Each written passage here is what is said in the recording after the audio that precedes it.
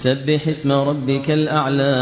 الذي خلق فسوى، الذي قدر فهدى، والذي أخرج المرعى فجعله غثاء أحوى. سنقرئك فلا تنسى إلا ما شاء الله إنه يعلم الجهر وما يخفى. ونيسرك لليسرى فذكر إن نفعت الذكرى سيذكر من يخشى ويتجنبها